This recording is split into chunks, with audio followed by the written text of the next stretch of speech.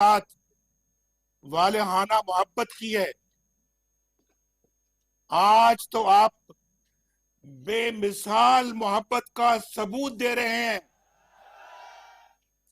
और आज आपको मालूम है कि 3 साल के बाद आज मैं आपसे मुखातिब हो रहा हूं। इन 3 सालों में बहुत कुछ बदल गया। मैं जिन चेहरों को हंसता मुस्कुराता छोड़कर गया था, वो चेहरे आज मुझे उदास नजर आ रहे हैं। मैं अपनी माओ, बहनों, बेटियों के चेहरों पर फैली हुई परेशानी देखकर बहुत दुखी हो रहा हूं। क्या बताऊं, दिल तो चाहता है कि नवाज शरीफ आपके दरमियान आकर बैठे, आपसे कहे कि मुझे अपने दिल का हाल सुनाओ, कुछ मेरी सुनो, कुछ अपनी सुनाओ, और आपसे पूछूं कि वो चमकते जमकते चेहरे जो मैं छोड़कर आया था, कहां चले गए? उन चेहरों की रौनकें कहां चली गईं? और आप किस हाल में हैं? मुझे बताएं, आप किस हाल में हैं? आप पर क्या बीत रही है? वक्त कैसे गुजर रहा है? अपने बाल बच्चों की सुनाओ, वो किस हाल में है? रोजगार है या नहीं है? चूल्हा जलता है या बुझ गया है? 2 वक्त की रोटी भी मिलती है या नहीं मिलती? घर में आटा, चीनी, दाल है या नहीं है? बिजली और गैस का बिल देते वक्त आप पर क्या गुजरती है? सुना है बिजली का बिल देते वक्त आपके आंसू निकल आते हैं। ये बात सही है? अभी चंद दिन पहले मैं लोगों के जज्बात सुन रहा था, टीवी पर भी और सोशल मीडिया पर भी उनकी बातें सुन रहा था। उनके आंसू निकल रहे थे जब वो बिजली की बिल की बात कर रहे थे। लेकिन अब तो सुना है कि दवाइयां भी आपकी पहुंच से बाहर हो गई हैं, और दवाइयां 250% महंगी हो गई हैं। ये बात दुरुस्त है? आपको मेरी आवाज पहुंच रही है? आज गरीब और बीमार आदमी कहां से अपना इलाज करवाता है? कैसे इलाज करवाता है? नारा जो तकबीर! देखो देखो कौन आया! देखो देखो कौन आया! मुक्या तेरा सोनियाजी! मुक्या तेरा सोनियाजी! मुक्या तेरा सोनियाजी! पीडीएम जिंदाबाद! पीडीएम! पीडीएम! पीडीएम! खादे मिलत इस्लामी हजरत मौलाना फजलुर रहमान, बिलावल भुट्टो साहब, मरियम नवाज साहिबा। मौलाना फजल रहमान साहब को वेलकम कहता हूं, उनको खुशामदीद कहता हूं, और मौलाना साहब की खिदमत में गुजारिश करना चाहता हूं कि मैं अभी 3-4 मिनट पहले मौलाना साहब मैंने अपनी गुफ्तगू शुरू की है। मुझे बहुत खुशी है कि आप तशरीफ ले आए हैं, और मैं आपको दिल की गहराइयों से आपको खुशामदीद कहता हूं, अपनी तरफ से भी और ये पीडीएम के जलसे की तरफ से भी। और पूरे पंडाल की तरफ से भी। तो मैं बात कर रहा था कि आज तो दवाइयां भी पहुंच से बाहर हो गई हैं और गुर्दे के मरीज, गरीब मरीज डायलिसिस भी नहीं करा सकते, जो हमारे जमाने में मुफ्त था। और आज सुना है कि 5,000 रुपए वसूल किए जाते हैं इन परेशान हाल गुर्दों के मरीजों से। ये किधर जाए? इस महंगाई के तूफान में तो आज बच्चों को स्कूल भेजने के लिए भी आपके पास पता नहीं फीस है या नहीं है, इलाज कहां से कराएंगे, और बच्चों की किताबों और कपड़ों के लिए पैसे हैं या नहीं है। अभी सर्दियां आ रही हैं, उनके लिए गर्म कपड़ों के लिए आपके पास पैसे हैं या नहीं है? मुझे जरा बताएं, ये पता लगना चाहिए मुझे।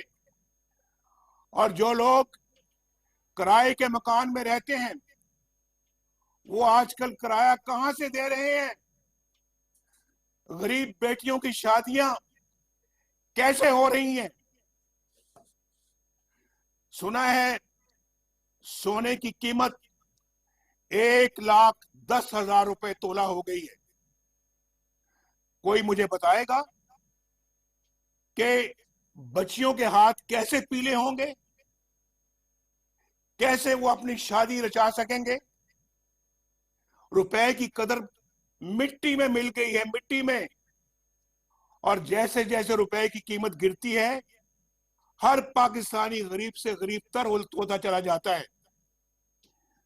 बाजार में 100 रुपए लेकर जाने वाला शख्स मुझे बताए कि 100 रुपए में क्या मिलता है, 100 रुपए में कुछ आता भी है या कुछ खरीदा भी जाता है या नहीं। और फिर मुझे बताएं कि मेहनत कशों का क्या हाल है, जिनकी आमदनी 20,000 रुपए या उससे कम है, वो कैसे जिंदगी गुजार रहा है, वो कैसे गुजारा कर रहा है।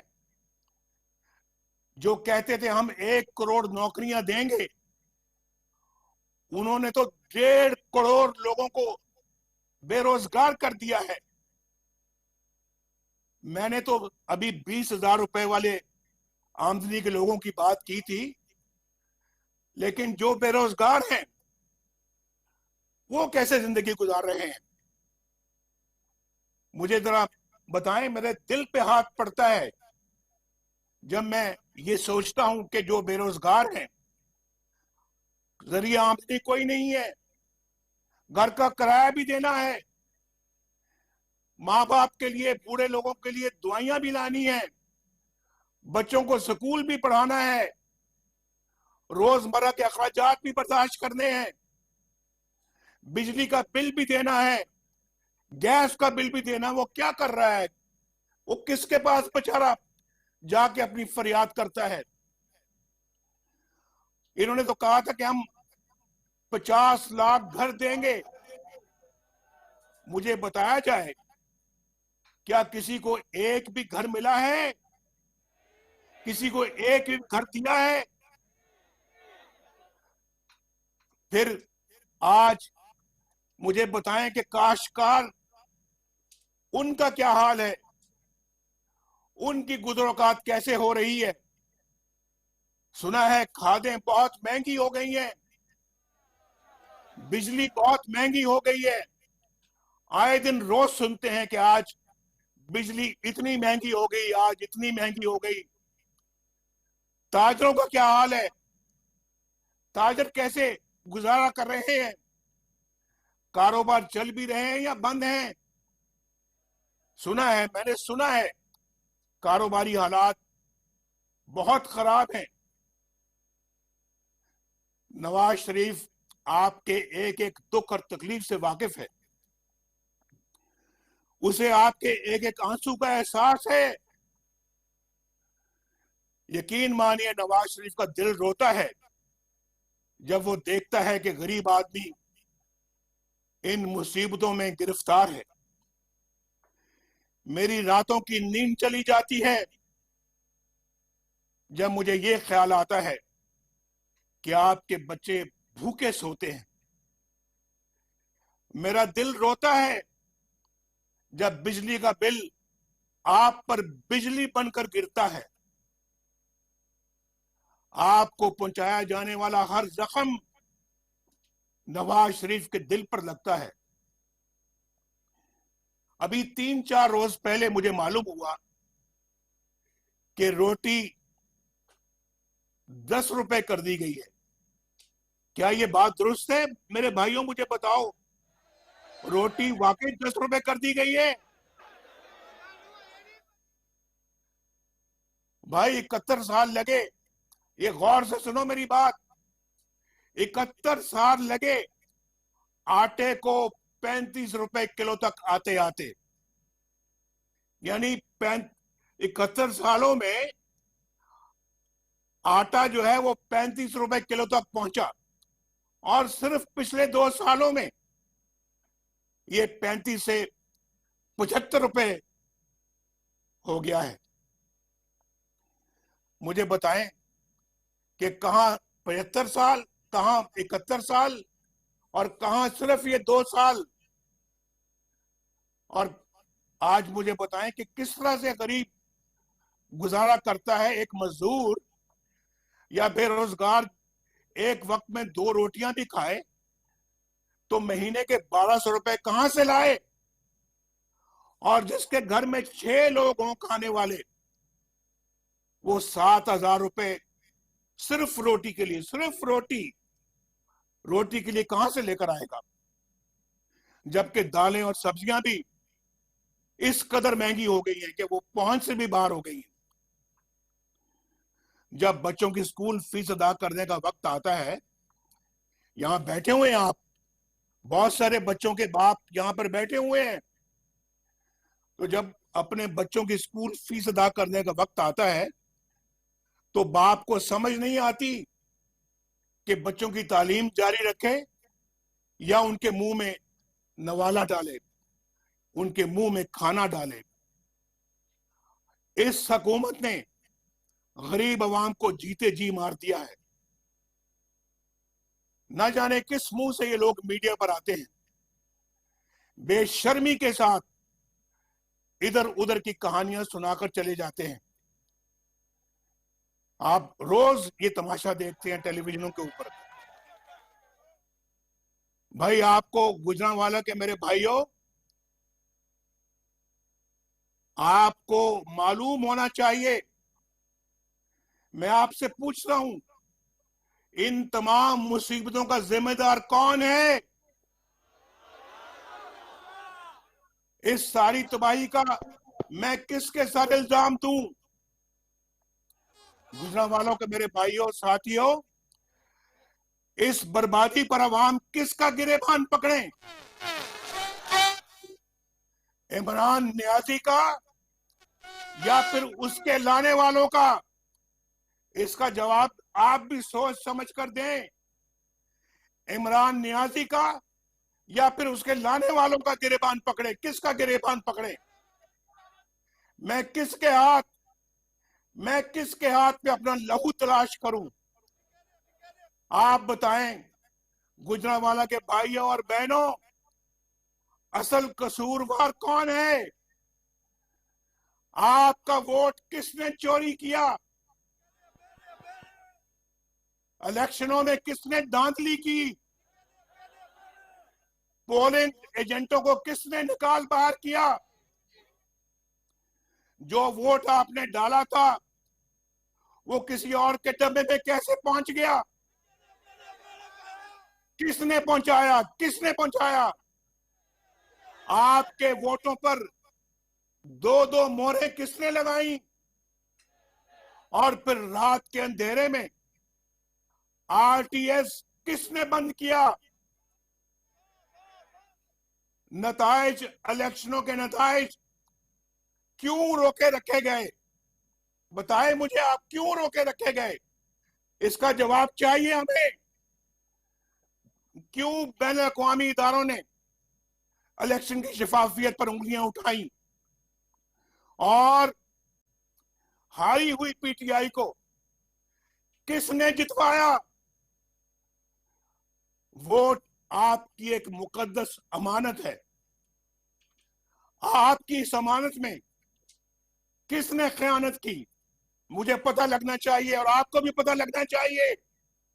ये हमारा सवाल है, इसका जवाब हम लेकर छोड़ेंगे।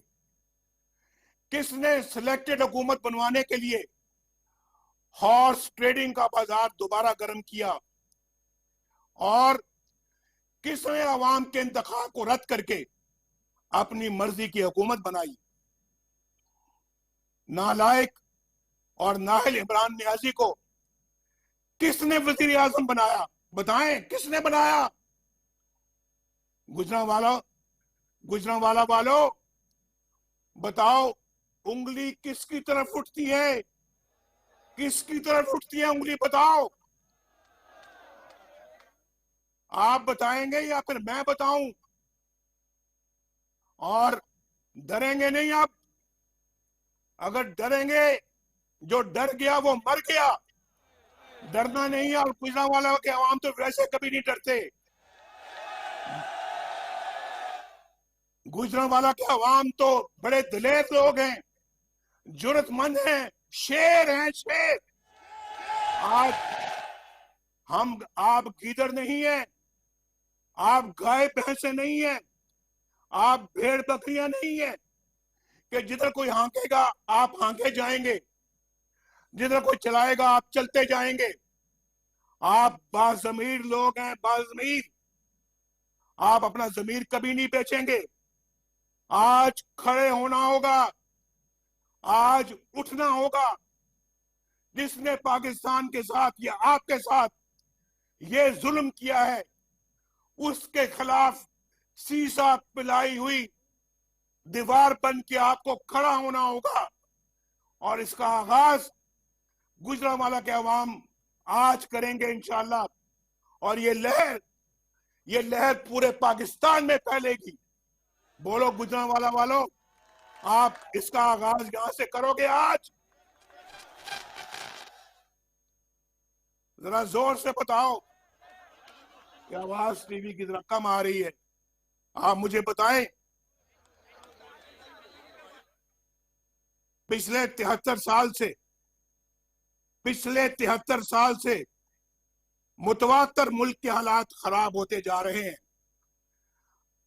हमारे दौर में हालात अच्छे हो रहे थे, लेकिन उसे भी बर्बाद करके रख दिया गया।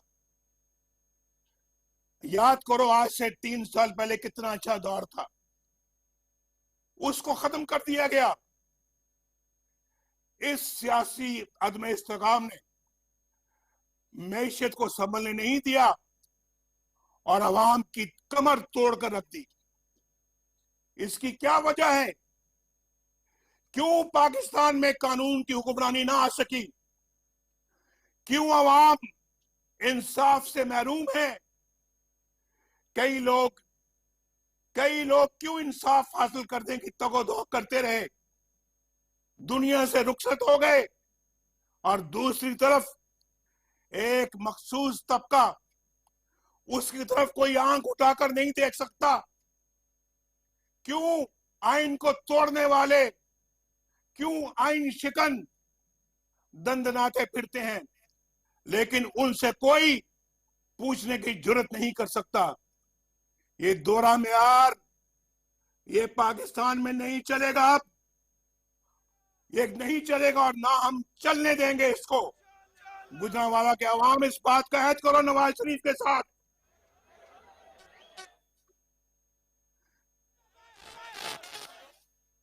आवाज जब नहीं आती ना, फिर वो बड़ा कोई मसला है इसमें। आपका जो रिस्पॉन्स है, आपका जो जज्बा है, वो मुझ तक सही तरह से आपकी आवाज नहीं पहुंच रही। मेरी आवाज आप तक पहुंच रही है या नहीं पहुंच रही? बताओ, हाथ खड़ा करके बताओ, पहुंच रही है आवाज? आपकी आवाज मुझ तक नहीं पहुंच रही, लेकिन अगर मेरी भी पहुंच रही है तो ठीक है, अच्छी बात है। मुझे बताओ कि यहां पे एक डिक्टेटर को आइन शिकनी पर सजा मिली, लेकिन उस अदालत को भी उड़ा दिया गया हवा में। और दूसरी तरफ आपके मुंतखब नुमाइंदों से हमेशा बुरा सलूक किया जाता है। क्यों आपके मुंतखब वज़ीर आज़म के साथ तज़यीक़ आमेज़ सलूक किया जाता है? क्यों उन्हें काम नहीं करने दिया जाता? क्यों आपके मुंतखब वज़ीर आज़म को अपने 5 साल पूरे नहीं करने दिए जाते? क्यों जगह जगह उनके रास्ते में रोड़े अटकाए जाते हैं? कभी धरना करवाकर रास्ता रोका जाता है, कभी डॉन लीक्स बनाकर और कभी रिजेक्टेड कहकर वजीर आजम के अहकामात को रद्द कर दिया जाता है। मैं हैरान होता हूं कि जितना वक्त इन आइन तोड़ने वालों ने साजिशों पर जाय किया, उसका आधा वक्त भी अगर दिफा पर सर्फ किया जाता तो मुल्क बहुत सी कबातों से बच जाता।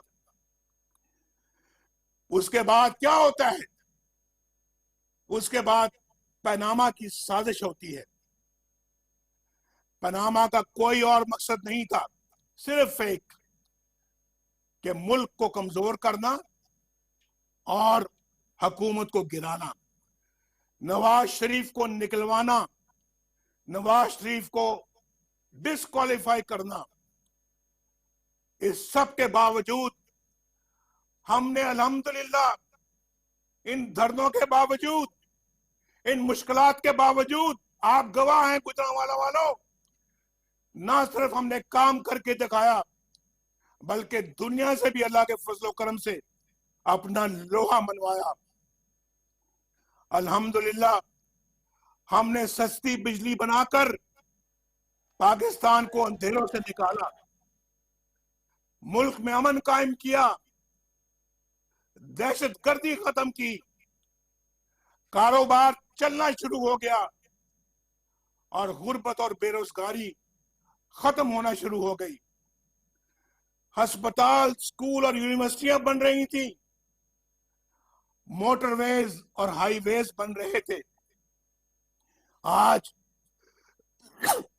बलोचिस्तान से, सिंध से, केपीके से, पंजाब से और वहां से भी, चित्राल से भी लोग आए हैं, इस जलसे में आए हैं, कायदीन आए हैं और हमारे कायदीन के साथ उनके वर्कर्स भी आए हैं। पूछें कि माशाल्लाह मोटरवे पेशावर से लेके तो सिंध तक पहुंच गई है। उधर बलूचिस्तान में हाईवेज पे तामीर हो रही है, वहां पे जो टनल हमारी चित्राल वाली जो है लवारी टनल, वो बन गई है, हजारा मोटरवे बन गई है। ये सब काम अल्लाह के फजल करम से हमने अपने ये 3-4 सालों में किए। बिजली के इतने बड़े बड़े कारखाने लगा दिए, ये सारा काम किया और अल्लाह के फजल करम से आज हमें उसकी खुशी है। अगर पाकिस्तान को उसी तरह चलने दिया जाता, आज पाकिस्तान तरक्की का एक मरकज बन चुका होता इस खित्ते में। पाकिस्तान की तरक्की को दुनिया तस्लीम कर रही थी, दुनिया। पाकिस्तानी रुपया दूसरी तमाम करेंसियों में इस खित्ते में मुस्तहकम था। अगले 10 साल में पाकिस्तान का शुमार दुनिया की 20 बड़ी इकोनॉमीज में होने की पेशगोई की जा रही थी और खुद बैन अक़वामी इदारे भी ये कह रहे थे। वर्ल्ड बैंक और IMF भी पाकिस्तान की तरक्की को तस्लीम कर रहे थे। ये तरक्की अफसोस दर अफसोस, ये तरक्की अवाम का मैंडेट चोरी करने वालों को रास नहीं आई। उनसे बर्दाश्त नहीं हुआ कि नवाज शरीफ अपने मिशन में कामयाब हो जाए और वोट को इज्जत मिल जाए। नवाज शरीफ अकेला नहीं था, हमारे PDM के लीडर्स भी बहुत सारे नवाज शरीफ के साथ थे, उस हुकूमत में उनका भी हिस्सा था। वो आज स्टेज पर बैठे हुए हैं, तो उनको ये रास नहीं आया कि इनकी हुकूमत कामयाब हो जाए और वोट को इज्जत मिले। आपने 2-2.5 साल इन लोगों को भुगता है। आज आपको मालूम हो चुका है गुजरांवाला के मेरे दोस्तों कि वोट को इज्जत दो की क्या अहमियत है। वोट को इज्जत दो किसको कहते हैं? आज आपको इसका एहसास हो रहा है या नहीं हो रहा? मुझे आवाज देकर बताओ।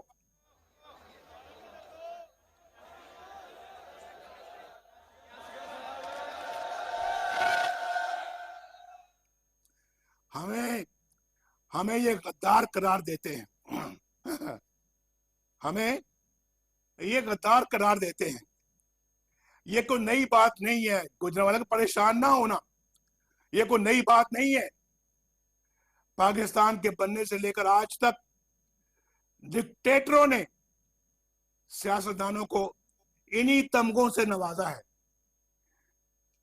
कभी माजरे मिल्लत फातिमा जना को गद्दार करार दिया गया, कभी हुसैन शहीद सोहरवर्दी को गद्दार ठहराया गया, कभी बाचा खान और मौलवी फजल हक मुल्क दुश्मन करार पाए, कभी मरी, कभी मैंगल और कभी बजंजो गद्दार बने। और जब ये इल्जाम मशरकी पाकिस्तान में शेख मुजीबुर रहमान पर लगाया गया तो उसके नतीजे में मशरकी पाकिस्तान बांग्लादेश बन गया। और आपने देखा अपनी आंखों से कि ढाका में जनरल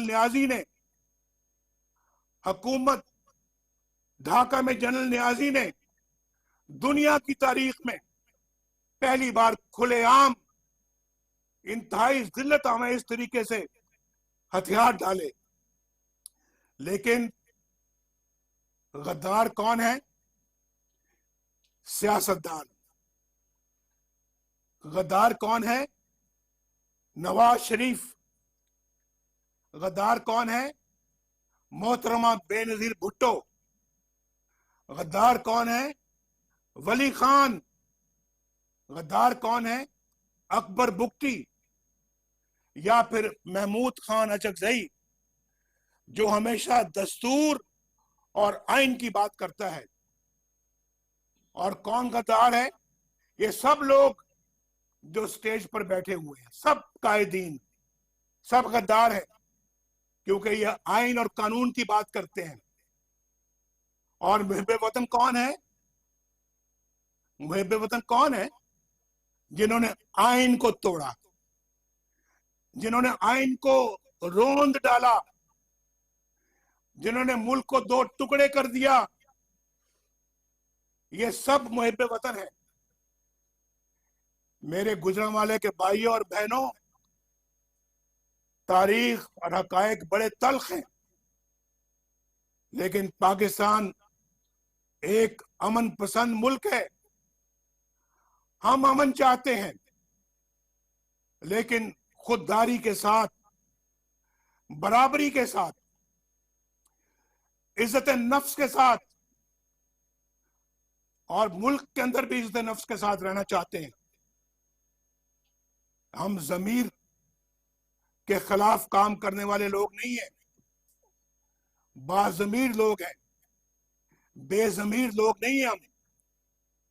और फिर मुल्क से बाहर भी, इसलिए जब भारत ने 5 एटमी धमाके किए तो हमने उसका जवाब 6 एटमी धमाकों से दिया। लेकिन जब उन्होंने अमन की बात की तो हमने हमेशा मुस्बत जवाब दिया। हमारे दौर में भारत के वजीर आजम पाकिस्तान आए, आपने अपनी आंखों से देखा। और वजीर आजम वाजपेयी मीनारे पाकिस्तान गए और वहां जाकर अपने हाथ से पाकिस्तान के बारे में इंतहाई उम्दा अल्फाज तहरीर किए। कोई जाके विजिटर्स बुक को जाके पढ़े, उसे भारत को पढ़े और फिर बताए कि क्या वो पाकिस्तान बेहतर था या आज का पाकिस्तान।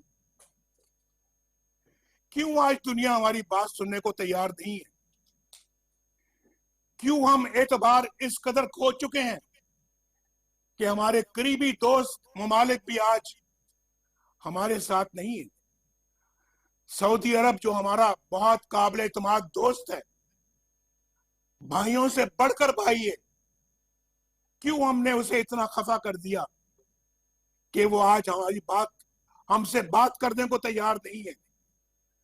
तमाम तर अक़वाम मुत्तहिदा की करारदादों के होते हुए भी क्यों हम आज निहत्ते कश्मीरियों पर होने वाले मजालिम के खिलाफ आवाज उठाने के काबिल नहीं है? भारत ने यकतरफा तौर पर कश्मीर को अपना हिस्सा करार दे दिया। क्यों हम एक करारदाद भी पेश नहीं करवा सके? उल्टा अपने ही वजीर आजम आजाद कश्मीर पर गद्दारी का मुकदमा दर्ज करा दिया। ये क्या है? क्या ये आपको जमीर फरोशी कबूल है? ये कश्मीर फरोशी क्या ये आपको कबूल है? मैंने अपने 35 साल सियासी कैरियर में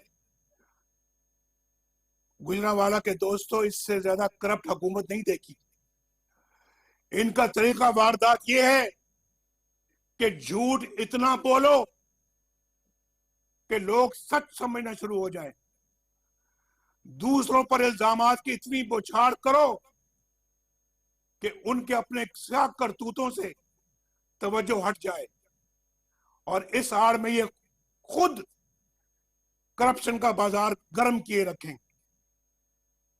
अल्लाह ताला का बड़ा शुक्र है, गुजरांवाला के भाइयों दोस्तों, आपको इस बात पे फख्र होना चाहिए कि मुस्लिम लीग नून की हुकूमत के 5 सालों में कोई करप्शन का स्कैंडल सामने नहीं आया, जबकि इन लोगों के आए दिन करप्शन स्कैंडल सामने आ रहे हैं, और स्कैंडल भी वो जिनके जरिए अवाम के आपके अरबों खरबों रुपए लूट कर ले गए। इमरान न्याजी, कौन नहीं जानता कि इस करप्शन में तुम खुद मुलव्विस हो? तुम क्या समझते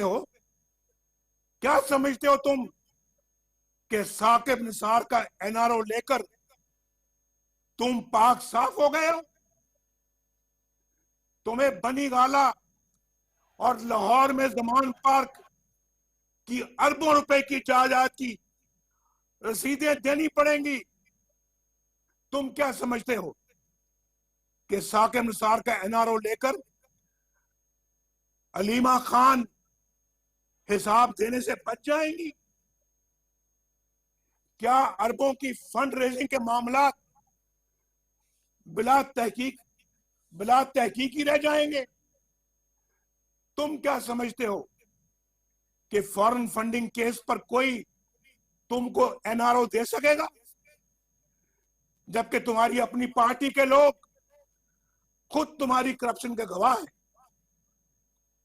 जवाब दो, तुमने वजीर आजम की कुर्सी पर बैठकर चीनी बरामद करने की इजाजत कैसे दे दी और क्यों दे दी? चीनी के जखायर तो इतने नहीं थे कि एक्सपोर्ट हो सकती है, बरामद हो सकती। उसका नतीजा क्या निकला? 52 से चीनी की कीमत जो है 52 रुपए से 110 रुपए किलो हो गई, लेकिन तुमने परवाह नहीं की ताकि तुम्हारे एटीएम अवाम के खरबों अरबों लूट सके। आपका फर्ज बनता है पाकिस्तान के रहने वालों, गुजरांवाला के रहने वालों, आपका फर्ज बनता है कि आप इसका हिसाब लो।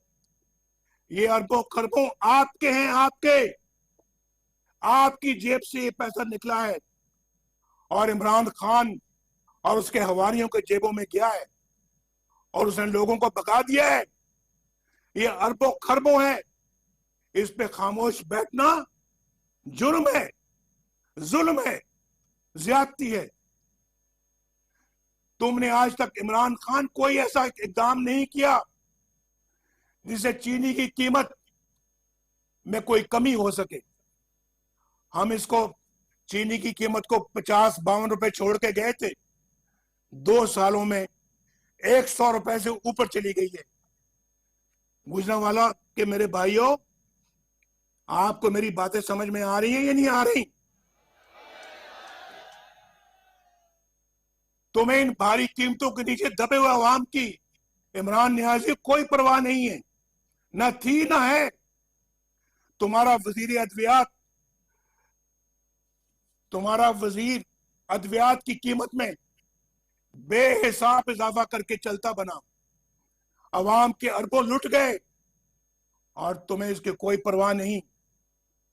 और फिर जनरल आसिम सलीम बाजवा, जो कि पाकिस्तान की हुकूमत गिराने, बलोचिस्तान की हुकूमत गिराने और सेनेट के इंतखाबात चोरी करने के जुर्म में संगीन गद्दारी यानी आर्टिकल 6 का मुजरिम भी है, उसके बेहिसाब असासे सामने आ चुके हैं, मगर कोई तफ्तीश शुरू नहीं हो सकी।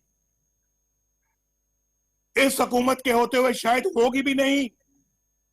नैब का वतीरा तो इल्जाम और सबूत के बगैर ही उठाकर ले जाना है। ये शख्स क्यों खुलेआम दंदनाता फिर रहा है? जवाब दो इमरान नियाजी, क्यों फिर रहा है? और आज भी वो चेयरमैन सीपैक बना हुआ है। किस मुंह से ये सीपैक की सरबराही कर रहा है? और उसकी तनख्वाह 35 लाख रुपए माहाना है। गुजरांवाला के अवाम भाइयों, क्या तनख्वाह है? 35 लाख रुपए तनख्वाह है उस शख्स की, जनरल आसिम सलीम बाजवा की। क्या तनख्वाह है बताओ, क्या तनख्वाह है? इस हुकूमत ने कोई काम नहीं किया, लेकिन करप्शन का एक के बाद दूसरा स्कैंडल सामने आ रहा है। इसके बावजूद चेयरमैन नैब की डटाई देखें, तमाम तर गवाह और सबूतों के बावजूद किसी के खिलाफ कोई मुकदमा नहीं बन सका। नैब एक डिक्टेटर का बनाया हुआ काला कानून है, मुशर्रफ का बनाया हुआ काला कानून है, जिसका मकसद सियासी इख्तिलाफ राय को कुचलना है। लेकिन जावेद इकबाल और उसके साथियों ने तो तमाम हदें पार कर ली। उन्हें सुप्रीम कोर्ट और दीगर अदालतों और फिर गैर मुल्की और गैर मुल्की इदारों की जानिब से की गई तनकीद की भी कोई परवाह नहीं है। उनका इंतकामी एजेंडा खत्म होने को ही नहीं आता। शहबाज शरीफ, हमजा शहबाज शरीफ, खुर्शीद शाह, मीर शकीलुर रहमान और अपोजिशन के दीगर रहनुमा आज भी पाबंदे सलासल हैं। उनको या खुद आपको भी यह मालूम नहीं कि उनका जुर्म क्या है। और जावेद इकबाल, कब तक आप एक मफाद प्रस्त टोले के मफादात के मुहाफिज बनकर बैठे रहोगे? कब तक उनके इंतजामी एजेंडे पर अमल करते रहोगे? कब तक बेगुनाहों को न्याय की चक्की में पीसते रहोगे? कब तक तुम इमरान नियाजी और आसिम बाजवा जैसों की करप्शन को तहफ्फुज देते रहोगे?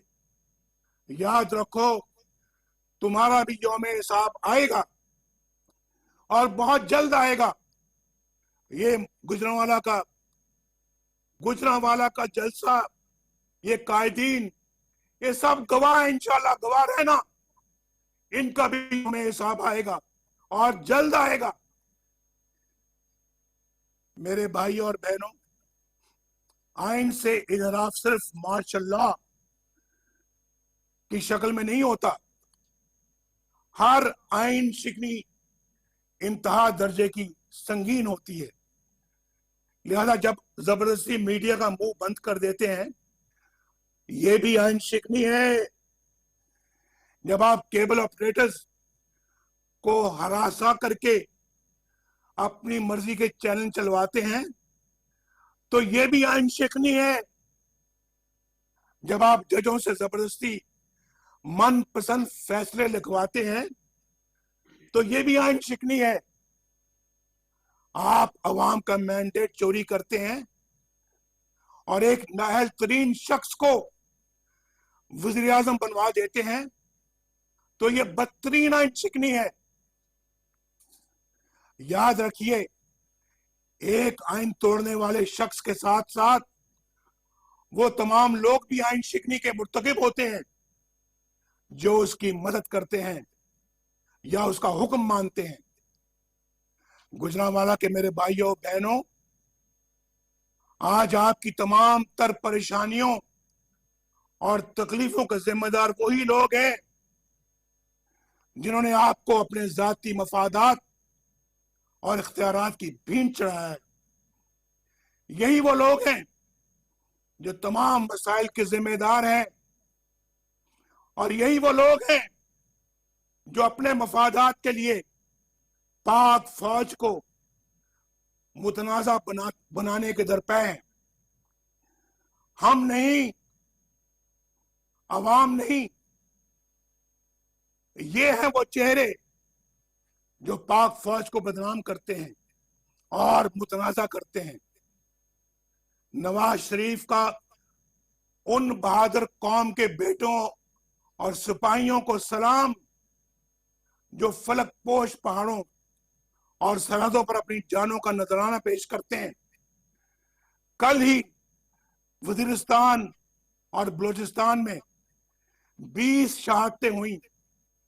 कौम का हर फर्द सोगवार है। मेरे ये मुजाहिद भाई और बेटे, ये शहीद और शोहदा, ये फौज की इज्जत बनाते हैं, ये कौम की इज्जत बनाते हैं।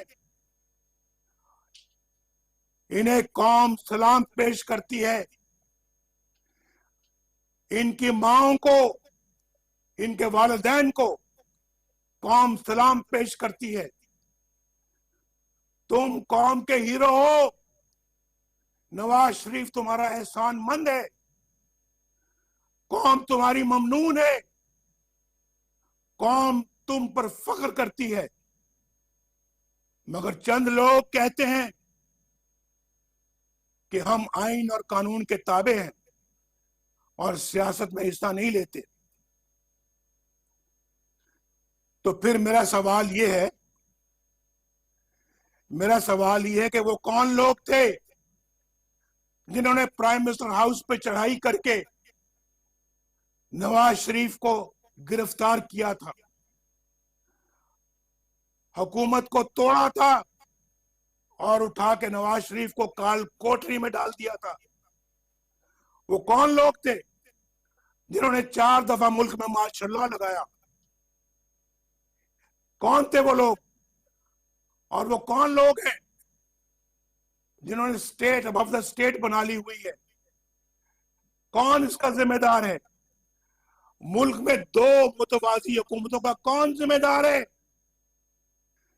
जैसे शौकत अजीज सिद्दीकी जो कह रहे हैं, उसका कौन जिम्मेदार है? मेरे पास वो वीडियो है जो किसी वक्त मैं आपको सुनाऊंगा इंशाअल्लाह। मैं ट्विटर पे फिर डालूंगा, उसको आप सुनिएगा वो क्या कह रहा है। जैसे काजी फायदी साहब और उनके अहले खाना के साथ होने वाली नाइंसाफियों का कौन जिम्मेदार है? इस मीडिया की जुबान बंदी का कौन जिम्मेदार है? सेनेट के इंतखाबात पर डाका डालने का कौन जिम्मेदार है? इलेक्शन से पहले जोड़ तोड़ और हॉर्स ट्रेडिंग का कौन जिम्मेदार है? सहाफियों को अगवा करके तशद्दुद करने का कौन जिम्मेदार है? इमरान नियाजी की इस नाअहल हुकूमत की तबाहकारियों का कौन जिम्मेदार है? जनरल कमर जावेद बाजवा साहब, ये सौगात आप ही की दी हुई है। आप ही इस मुसीबत की मारी कौम की परेशानियों का मूजिब है।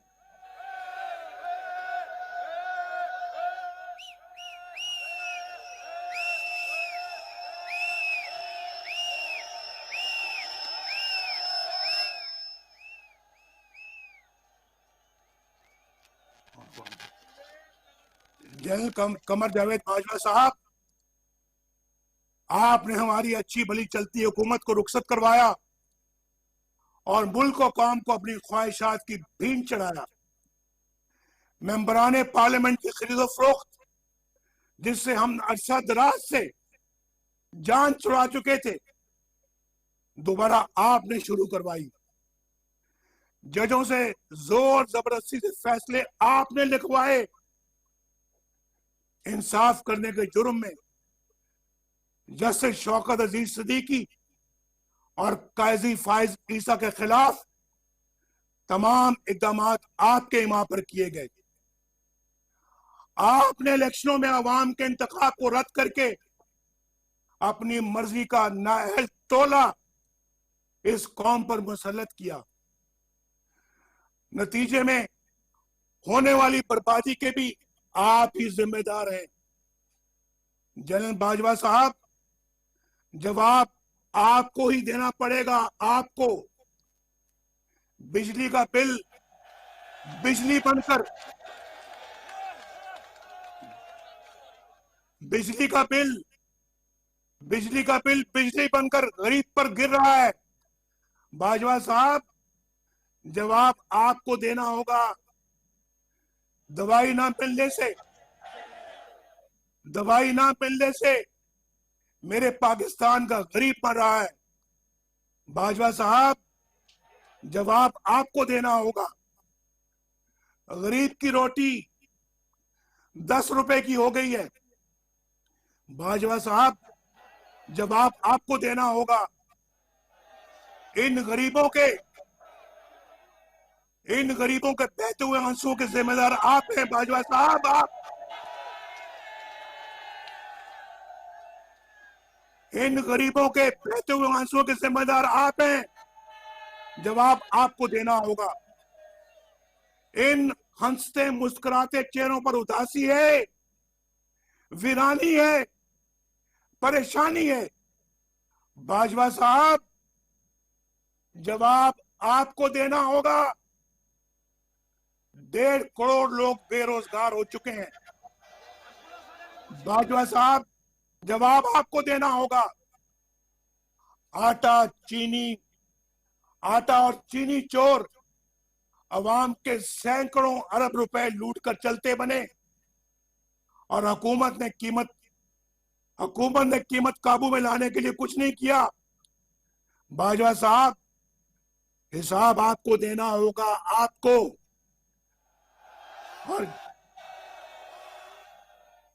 और जनरल फैज, ये सब कुछ आपके हाथों से हुआ है।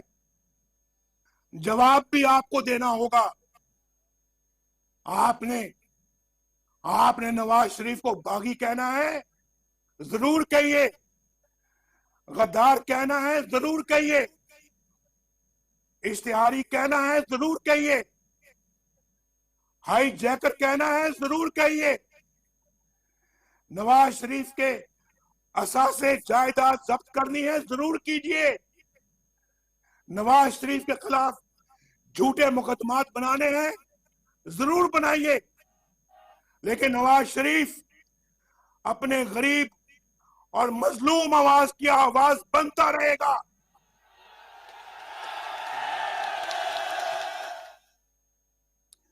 नवाज शरीफ आपके वोट को इज्जत दिलाकर रहेगा इंशाअल्लाह।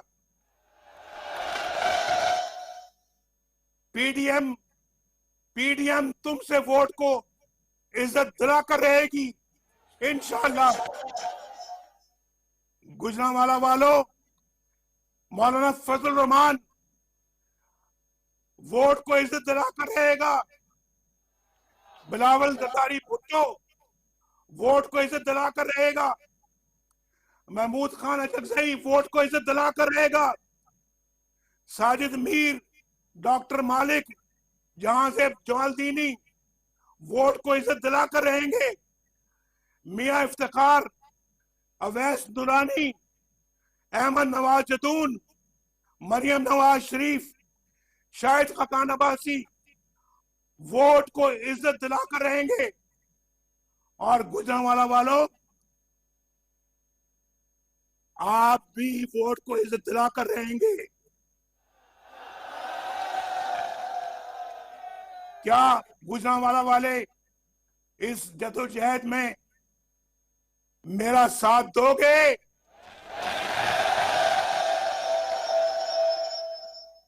पीडीएम का साथ दोगे? क्या पाकिस्तान हमारा साथ देगा? ये वादा है आपका, गुजरांवाला वालों को वादा है आपका। नवाज शरीफ के साथ वादा कर रहे हो, दोनों हाथ खड़ा करके वादा करो, क्या साथ दोगे?